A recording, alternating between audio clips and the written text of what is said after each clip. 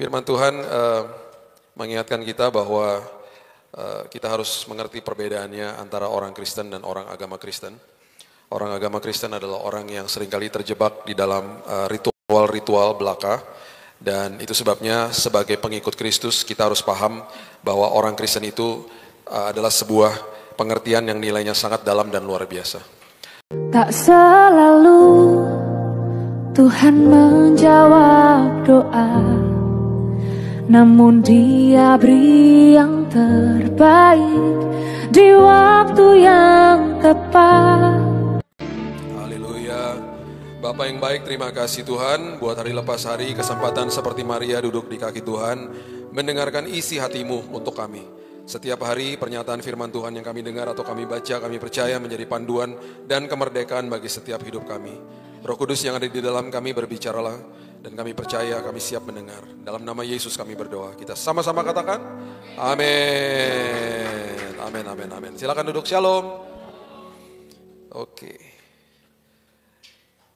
Firman Tuhan mengingatkan kita bahwa kita harus mengerti perbedaannya antara orang Kristen dan orang agama Kristen. Orang agama Kristen adalah orang yang seringkali terjebak di dalam ritual-ritual belaka. Dan itu sebabnya sebagai pengikut Kristus kita harus paham bahwa orang Kristen itu adalah sebuah pengertian yang nilainya sangat dalam dan luar biasa. Sebagai pengikut Kristus, orang Kristen disebut orang Kristen itu karena mereka dulu dicibir atau diejek di Antioquia. Antioquia itu sekarang ada di Turki, ya. Dan itu menjadi kota namanya, kalau Bapak Ibu cari di map nggak ada lagi Antioquia, tapi Antakya namanya. Dan di kota itu murid-murid diejek, dikasih tahu bahwa mereka itu sekte dari Nazaret. Dan justru itu kekristenan berkembang secara luar biasa. Dan itu sebabnya di dalam pikiran kita harus mengerti paradigma yang benar. Karena kalau tidak kita terjebak di dalam ranah agama Kristen. Agama itu baik, agama itu dikemas sama manusia untuk membuat sebuah keteraturan, makanya ada organisasi di dalamnya. Kalau kita terjebak di dalam ranah agama, yang terjadi adalah kita ikut Tuhan dari titik memberi, bukan titik menerima. Padahal kekristenan itu dimulai dari titik menerima. Dan itu sebabnya ketika kita akhirnya berusaha memberi kepada Tuhan dengan upaya dan usaha kita dalam hidup ini, kita stres akhirnya. Dan itu sebabnya banyak orang akhirnya ngomong gini, saya udah doa, saya udah puasa, kok Tuhan gak jawab? Karena di dalam pikiran dia, kalau saya lakukan sesuatu, Tuhan akan jawab. Kalau saya lakukan ini, nanti Tuhan akan kasih timbal balasnya dan lain sebagainya. Karena itu diajarkan di dalam semua agama, termasuk agama Kristen. Semua agama itu adalah sebuah lembaga. Agama itu adalah lembaga dari sebuah kepercayaan. Itu agama. Itu sebabnya di dalam semua agama, termasuk agama Kristen, diajarkan kita untuk melakukan sesuatu untuk datang kepada Tuhan yang kita sembah. Dan kemudian akhirnya kita berharap Tuhan itu akan menjawab sesuatu kepada kita. Dan karena itu, nggak salah sih sebenarnya, bener-bener aja. Cuman akhirnya manusia jadi burn out, manusia jadi capek sendiri. Dan itu sebabnya akhirnya timbul pernyataan-pernyataan seperti begini. Kamu pelayanan dong, biar kamu diberkati gitu. Itu pernyataan yang betul-betul salah sebenarnya. Harusnya apa? Kamu pelayanan dong, karena harusnya kamu sadar bahwa telah terlebih dahulu Kristus telah mati bagi kamu. Sebelum kamu punya kesempatan untuk mengasihi Dia udah mati buat kamu. Jadi di dalam hubungan vertikal kita dengan Tuhan, itu dimulai dari titik menerima dari Dia. Menerima tuh berarti setiap hari juga kita sadar ketika bangun pagi tuh bicara begini sama hati kita. Makasih ya Tuhan, teduhkan hatiku hari ini, karena hari ini kami belajar menerima kebaikan Tuhan, kasih karunia Tuhan. Tuhan gak pernah berseberangan sama saya, Tuhan gak pernah ninggalin saya. Walaupun kemarin saya buat salah, Tuhan tetap mengasihi saya, Tuhan sangat baik sama saya. Dan Tuhan, saya percaya hari ini karena Engkau sudah katakan selesai di kayu salib, tidak ada penghukuman, tidak ada penghakiman, tidak ada penuduhan, tidak ada kutuk keturunan bahkan di dalam Kristus Yesus. Gak ada. Itu sebabnya orang tuh masih hidupnya ketakutan, masih bertanya-tanya. Diperburuk lagi sama berita-berita firman Tuhan. Seperti bulan lalu ketika Los Angeles sedang ada di dalam kebakaran yang besar banget. Timbullah firman Tuhan seperti begini. Tuhan menghukum, Tuhan mengirim api. Itu hukuman Tuhan, makanya hidupnya benar gitu ya. Sedih saya kalau dengerin khotbah-khotbah kayak begitu. Percuma dong dia bilang selesai. Tetelestai, teleo, komplit di kayu salib. Dan waktu dia katakan begitu, hal pertama yang dilakukan adalah dia robek tabir bait Allah. Yang di perjanjian lama dikatakan itu adalah pemisah antara Tuhan dengan manusia. Itu sebabnya hari ini nggak ada yang namanya penghukuman Tuhan. Yang ditebus di kayu salib itu adalah manusianya, bukan buminya. Makanya bumi tetap ada bencana. Nah sekarang kalau kita mau belajar lebih dalam lagi, kita harus lihat juga di perjanjian baru, orang yang paling intim sama Yesus itu adalah orang-orang berdosa. Orang-orang yang sangat-sangat hidupnya penuh dengan dosa. Seperti apa contohnya? Matius didatengin sama Yesus rumahnya. Dia taruh di WhatsApp grup sama teman-temannya, pada ngumpul semuanya akhirnya. Percaya aja Matius ada WhatsApp grup. Jangan serius gitu ah. Udah sore nih. Pada datang teman-temannya kan di Matius 9. Terus mereka ngumpul semuanya di situ. Matius, orang yang tidak dianggap, orang yang betul-betul dianggap orang pemungut cukai itu dianggap orang berdosa lah. Terus didatengin sama Yesus. Ujung-ujungnya ngapain? Dia jadi murid Yesus. Dia terima yang terbaik, akhirnya hidupnya berkelimpahan di dalam sini, akhirnya dia bisa memberi. Jadi akhirnya harus begitu. Nah makanya kalau bisa diartikan dalam bahasa sehari-hari hari ini gitu ya, dia akan ngomong gini sama Marta, udahlah jangan ribet-ribet pelayanan, terima dulu seperti Maria. Hidup kamu menerima dulu, baru nanti kamu berkelimpahan di dalam sini, baru kamu bisa memberi. Jangan dimulai dari pelayanan dulu, mulai belajar terima dulu gitu loh. Nah, siapa lagi? Sakeus contohnya. Siapa yang mau mampir ke rumahnya Sakeus? Yesus lah.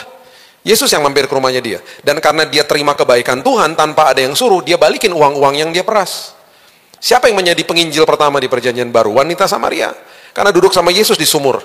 Di samping sumur. Dan orang ini yang hidupnya berdosa, punya suami banyak, terima kebaikan Tuhan, terima air kehidupan dari Yesus, menginjil di Samaria. Orang banyak bertobat loh gara-gara dia.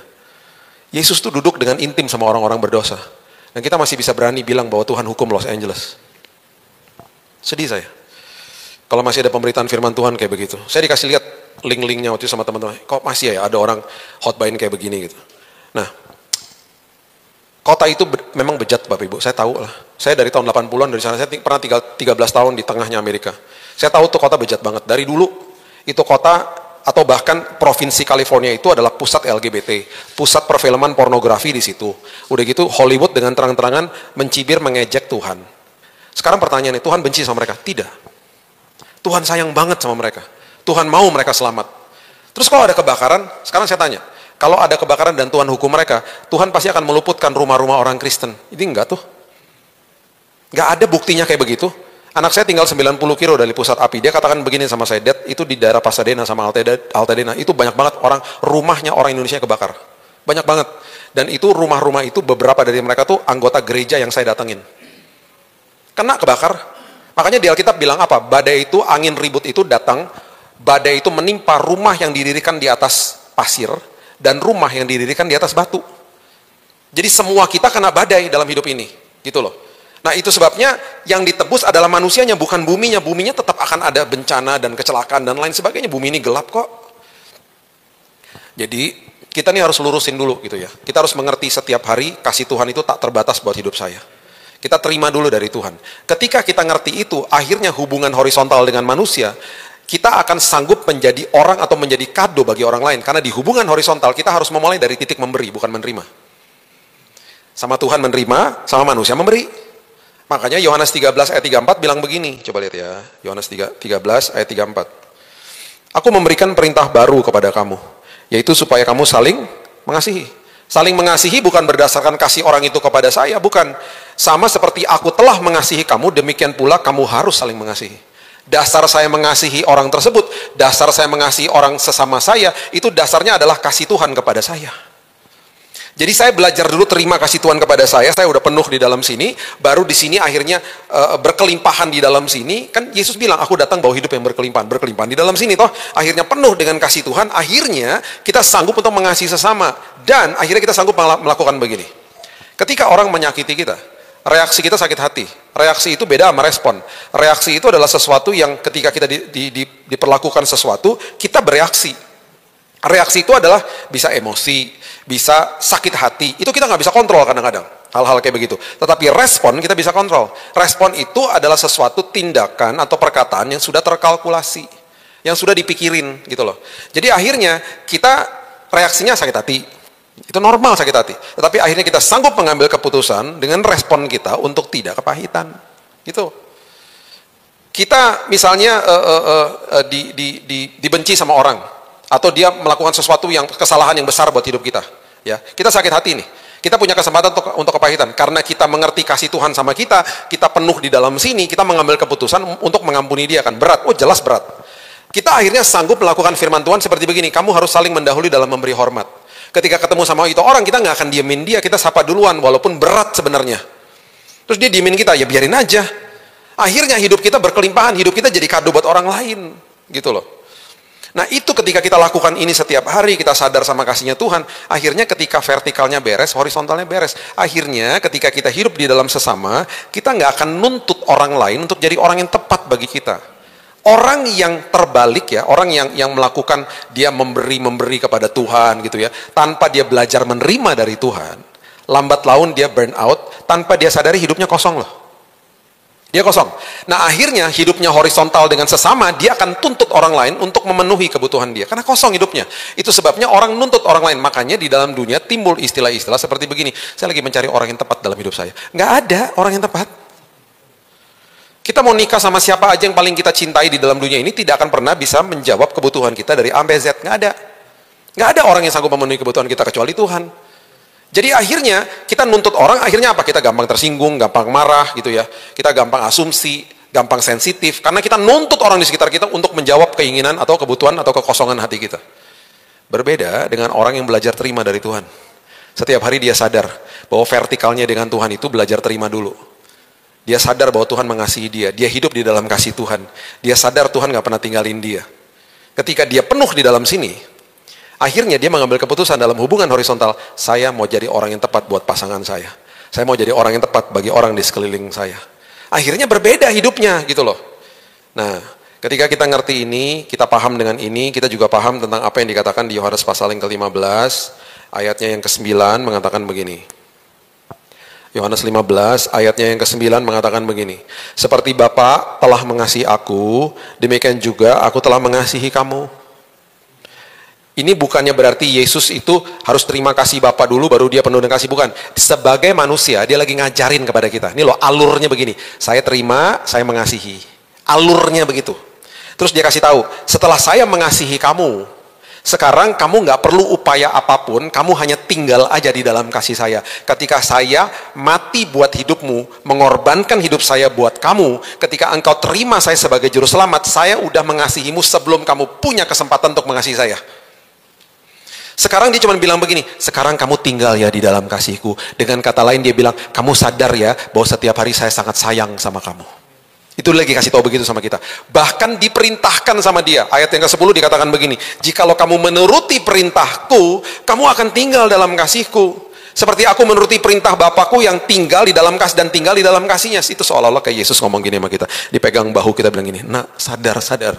Saya tuh sayang banget sama kamu nak. Kamu kemarin buat salah apapun, kamu tetap anak saya. Walaupun hidup kamu gak sempurna, di mata saya kamu tuh sempurna nak. Di mata saya tuh kamu saya kuduskan tiap hari. Kamu gak bisa ngudusin diri kamu, saya yang ngudusin hidup kamu. Makanya ketika saya kuduskan hidup kamu, saya tempatkan Roh Kudus di dalam kamu, dia manunggal sama kamu. Itu Tuhan ngomong gitu, itu dasar loh. Kalau kita ngerti itu kata tinggal adalah kata yang disebut meno di dalam bahasa Yunani. Itu artinya continue to dwell, terus tinggal di dalam kasihnya. Itu hal sederhana, tetapi akhirnya kalau kita nggak paham, kita jadi stres. Nah, ini yang menjadi pergumulan berat bagi banyak orang tuh begini.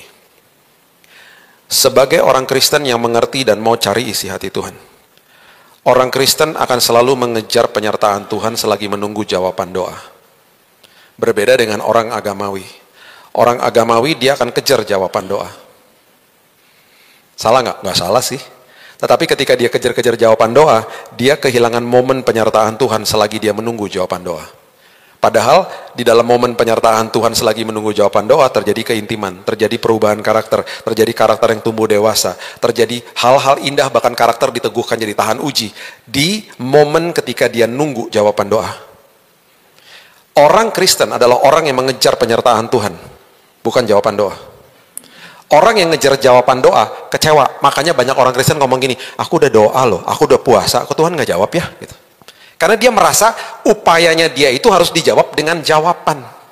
Tetapi orang Kristen yang paham isi hati Tuhan, dia akan ngomong gini, saya ini lagi dalam masalah.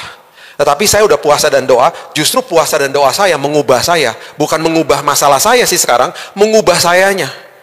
Emang kamu udah dapat jawaban doa? Belum. Tapi saya udah puas. Saya banyak ngalami Tuhan di dalam momen penyertaan ini. Orang yang mengejar isi hati Yesus, dia akan paham bahwa jawaban doa sudah disiapkan sama Tuhan, dan ketika Tuhan kasih itu terserah Tuhan, waktunya Tuhan. Ada 4 jawaban doa. Iya, tidak, tunggu, Atau A dijawabnya B sama Tuhan, dikasih yang lain. Ada 4 opsi. Dan kapan Tuhan kasihnya, terserah Tuhan. Itu waktunya Tuhan. Kapan Tuhan tahu yang terbaik, hanya Dia yang tahu yang terbaik, bukan kita. Kapan Dia kasih waktunya. Makanya di dalam firman Tuhan, coba lihat ya, Yesaya pasal yang ke-30. Yesaya pasal yang ke-30 ayat 18. 30 ayat 18. Perhatikan kalimat yang pertama aja. Sebab itu Tuhan menanti-nantikan saatnya hendak menunjukkan kasih-Nya kepada kamu. Tuhan menanti-nantikan saatnya. Itu kalau dibaca pelan-pelan, renungkan, itu artinya apa? Tuhan menanti-nantikan saatnya, Tuhan menanti-nantikan waktunya, Dia menunjukkan kasih-Nya, Dia menunjukkan jawaban doanya kepada kita. Jadi kalau kita baca ayat ini, seolah-olah kayaknya Tuhan nggak sabaran juga mau jawab doa kita gitu loh. Tetapi Dia harus menantikan saat yang tepat untuk kasih jawaban doa. Sama seperti orang tua ketika mau memberikan mainan kepada anaknya, dia datang ke toko mainan, kan dia lihat di box-box mainan, 2-4, 4-8, 8-12, 12 ke atas. Anak yang 2 tahun nggak mungkin dikasih mainan yang 14 tahun ke atas. Apakah orang tuanya menanti-nantikan anaknya nanti 14 tahun dikasih mainan 14 tahun? Oh jelas. Jadi orang tuanya pun menanti-nantikan saatnya di mana dia bisa memberikan yang lebih baik lagi, sama juga dengan kita. Jadi makanya respon kita kepada apapun masalah di hadapan kita, itu penting banget. Itu juga yang nanti menentukan saat yang tepat Tuhan akan berikan kepada kita. Makanya ya, orang agamawi ketika baca Roma pasal yang ke-5 yang dikatakan pengharapan di dalam Tuhan tidak mengecewakan, oh dia kecewa. Karena dia ngomong gini, apaan firman Tuhan bilang pengharapan dalam Kristus nggak mengecewakan. Saya minta ini dikasihnya beda sama Tuhan, kecewa gue. Saya nggak suka sama caranya Tuhan dalam hidup saya. Karena dia agamawi, apa yang dilakukan harus dijawab. Dia ngejar-ngejar jawaban doa. Tetapi orang Kristen, pengikut Kristus akan ngomong gini, saya mintanya A sih, tapi Tuhan jawabnya B. Pasti jawaban itu membawa kebaikan bagi saya. Mungkin hari ini saya nggak bisa lihat, tapi pasti Tuhan itu tahu yang terbaik buat saya. Saya sendiri aja nggak kenal diri saya. Alkitab tuh ngomong dengan jelas, Yeremia 17, hatimu licik, siapa yang tahu?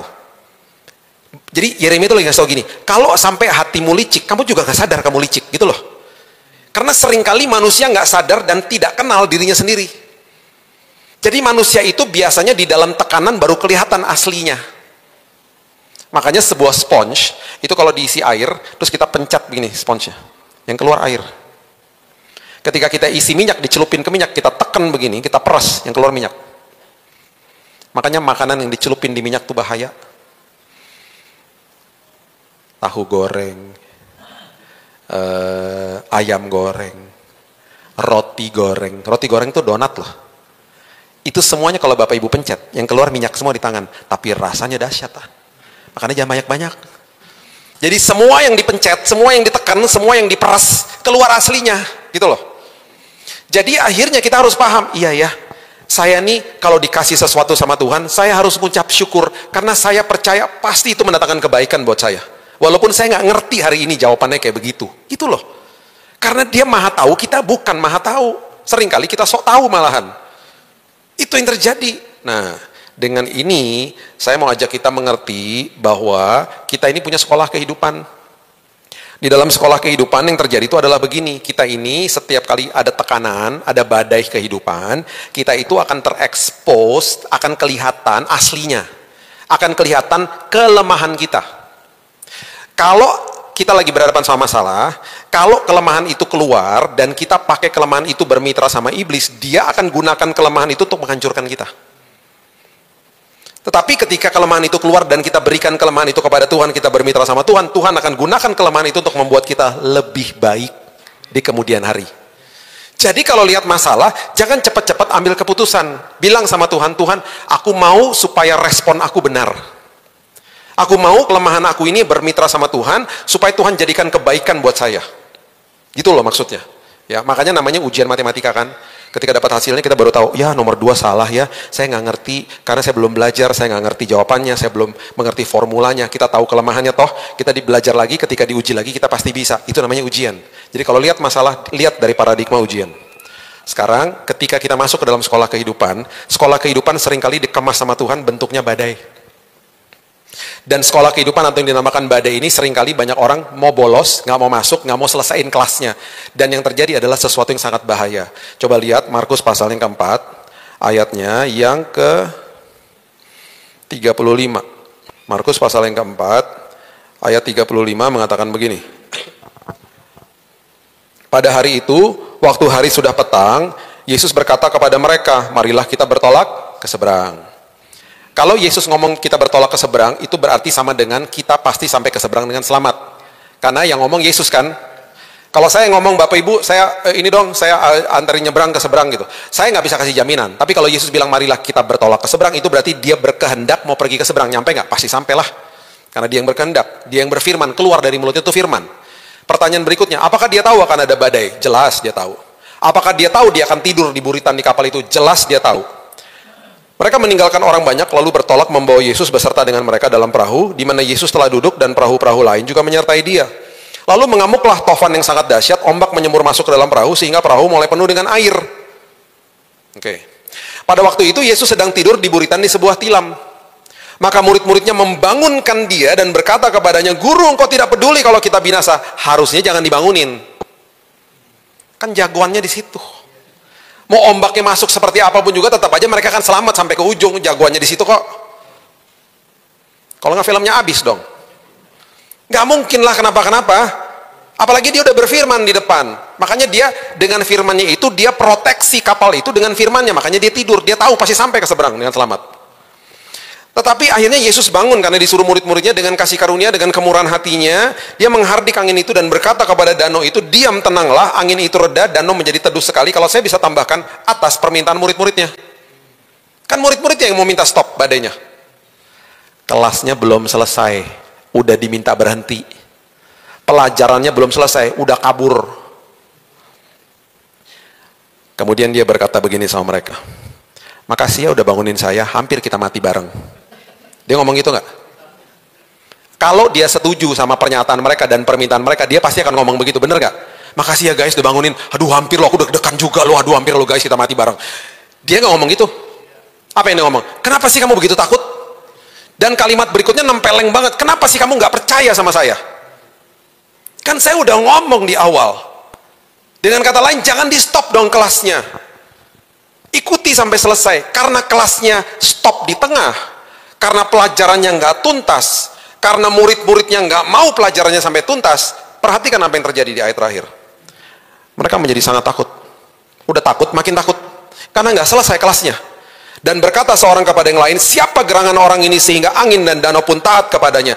Mereka di ujung daripada badai ini tetap nggak kenal siapa Yesus. Siapa sih ini orang? Kalau kelasnya nggak selesai, kita juga bingung kan mata pelajarannya. Ini maksudnya apa ya? Makanya selesaiin kelasnya, jangan zaman saya tuh tahun 80-an istilahnya madol. Bener ya Pak ya? Tuh, kita orang-orang tua nih Pak. Yang muda-muda, zaman sekarang nggak tahu sih istilahnya apa sih? Ya pokoknya gitulah, zaman tahun 80 madol. Bolos gitu loh. Selesaikan sekolahnya gitu. Coba lihat Matius pasalnya yang ke-14. Sebagai penutup saya kasih tahu ini sama Bapak Ibu. Matius 14 ayat 22.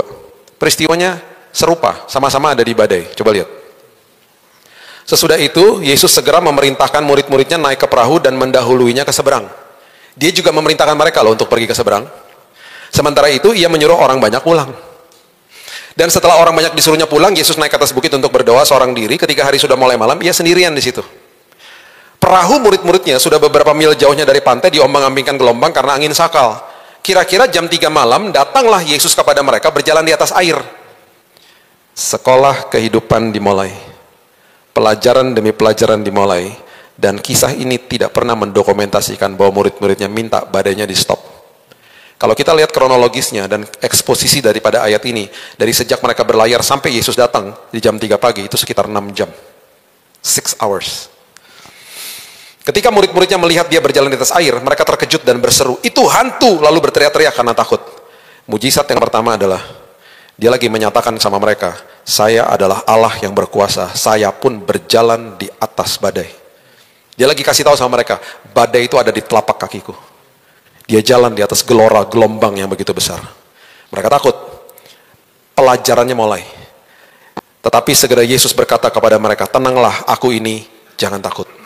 Pelajaran pertama, lulus. Jangan takut, ini aku. Lalu Petrus berseru menjawab dia, Tuhan, apabila engkau itu, suruhlah aku datang kepadamu berjalan di atas air.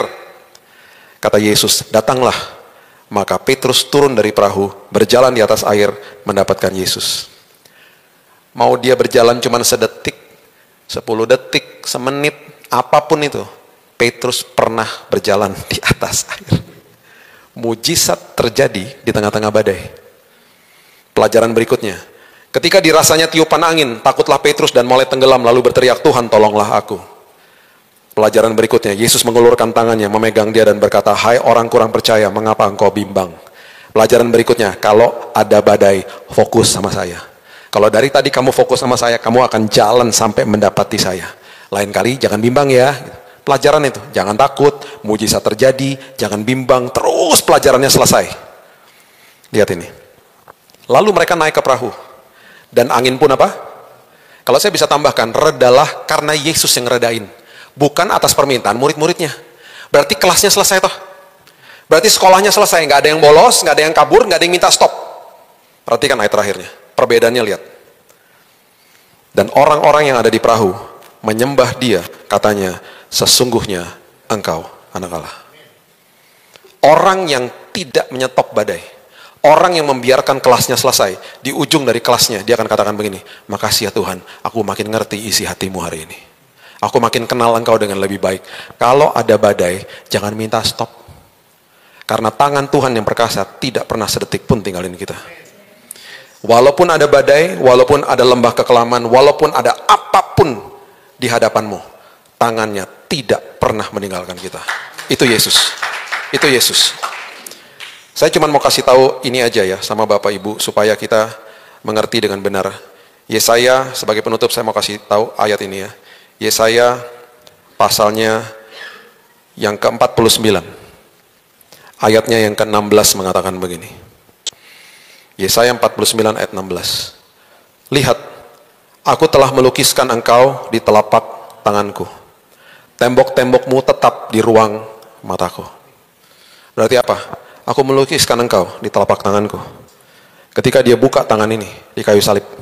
Dan ketika tangan ini dipaku, dia lagi kasih tahu sama kita bahwa dosamu sudah dipaku di atas kayu salib. Segitu berharganya dirimu dalam diriku. Aku lukiskan engkau di telapak tanganku yang satu hari kelak akan dipaku di kayu salib. Segitu berharganya kita.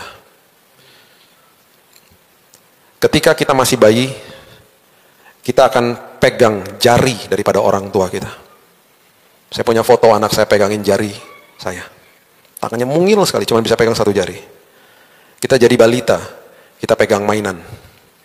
Kita jadi pemuda, kita pegang HP hari ini. Kita jadi remaja, kita pegang HP. Kita jadi pemuda, kita pegang tangan pacar. Kita masuk ke dalam musim yang berikutnya, kita jadi mahasiswa, yang kita pegang adalah ijazah. Kita jadi eksekutif muda, yang kita pegang adalah tangga karir. Kita masuk ke dalam pernikahan, yang kita pegang adalah tangan pasangan kita, suami atau istri kita. Kita masuk ke dalam musim pensiun dalam hidup kita, yang kita pegang mungkin stick golf atau alat berkebun. Dan kita masuk ke dalam musim yang terakhir di masa tua kita, ada kemungkinan kita pegang tongkat. Musim berganti, yang kita pegang itu berubah-ubah. Tapi ada satu tangan yang sangat perkasa, yang tidak pernah meninggalkan kita. Tangan itu adalah tangan Tuhan. Tangan Yesus. Ketika dia lukiskan kita di telapak tangannya, tangan itu kita bisa percaya bahwa tangan itu tidak pernah sedetik pun tinggalin kita. Musim berganti, badai bergelora, tangan itu tetap memegang tangan kita. Ikuti kelasnya sampai selesai. Kita akan ngerti isi hati dia. Dan dia selalu katakan kepada kita, nak, belajar terima dari aku. Aku sangat sayang sama kamu. Alami aku. Hidupmu pasti berkelimpahan di dalam sini. Ketika kau berkelimpahan di dalam sini, nanti hubungan horizontalmu pasti beres. Dan engkau menjalani hidup yang penuh dengan kelimpahan di dalam aku. Engkau jadi kado buat orang lain. Saya percaya hari ini kita mengerti esensi daripada kehidupan kekristenan. Vertikalnya menerima, horizontalnya memberi. Jangan dibalik-balik. Stres kita nanti. Kita akhirnya nggak akan tuntut orang lain. Kita mau jadi kado buat orang lain. Dan ingat, kado yang Tuhan berikan kepada kita memang sangat indah. Seringkali ada dua sikap manusia. Kita bilang bahwa sama kado itu, kita nggak pernah tahu isinya karena kita nggak pernah mau buka. Karena kita berpikir itu kado buat orang lain, bukan buat saya. Dan ketika kita buka, kita terkaget-kaget karena isinya memang indah banget. Seperti hari ini kita lihat firman Tuhan, kita mendengar firman Tuhan yang pernyataan isi hati Tuhan yang memang betul-betul indah. Kita seringkali bilang ini, aduh nggak mungkin lah itu buat saya banyak dosanya, itu buat dia. Enggak, itu buat semua kita. Nggak ada favoritnya Tuhan, semuanya dia sayang, semua anak-anaknya dia. Dan semua dikasih rohnya di dalam kita, roh yang membangkitkan Kristus ada di dalam kita. Hiduplah dalam kemenangan, dan doa saya, kita akan terus mengalami Tuhan dan hidup kita penuh kesaksian. Amin. Yes, berikan tepuk tangan kita untuk Tuhan kita. Bapak yang baik, terima kasih Tuhan buat hari yang indah, sore yang indah. Kami percaya bahwa firman Tuhan mengubah hidup kami. Firman Tuhan yang kami terima hari ini membuat hidup kami berkelimpahan di dalam sini. Dan akhirnya hidup kami jadi kado buat orang lain. Kami serahkan hidup kami, pikiran, hati kami dalam tangan Tuhan. Dan kami percaya Tuhan, kehidupan kami berdampak. Kehidupan kami jadi kado. Tuhan, kami sadar ketika kami hidupnya berkelimpahan, kami menjadi penyembah-penyembah yang luar biasa. Karena pasti nggak ada yang suruh, kami akan memberikan hidup kami untuk Tuhan. Karena kami berkelimpahan. Itu sebabnya Tuhan meteraikan firman ini. Dan apapun badai yang sedang kami lewati hari ini, kami percaya bahwa Tuhan bersama kami. Dan itu sebabnya kami nggak mau menyetop badainya Tuhan. Bahkan kami nggak mau keluar dari badainya. Karena kami tahu Tuhan berjalan bersama kami. Biarkan hati dan pikiran kami terus belajar. Mengerti penyertaan Tuhan itu dahsyat. Sekolah kehidupan itu hebat. Bahkan di akhir daripada itu semuanya seperti murid-murid di dalam perahu. Mereka mengatakan, Engkaulah anak Allah. Kami makin mengerti isi hatimu dengan benar. Terima kasih Bapa, meteraikan firman ini karena kami juga sudah dimeteraikan sama Roh Kudus. Hanya di dalam nama Tuhan Yesus. Kami sudah berdoa dan mengucap syukur. Kita sama-sama katakan, amin. Tuhan berkati. Tak selalu Tuhan menjawab doa, namun Dia beri yang terbaik di waktu yang tepat.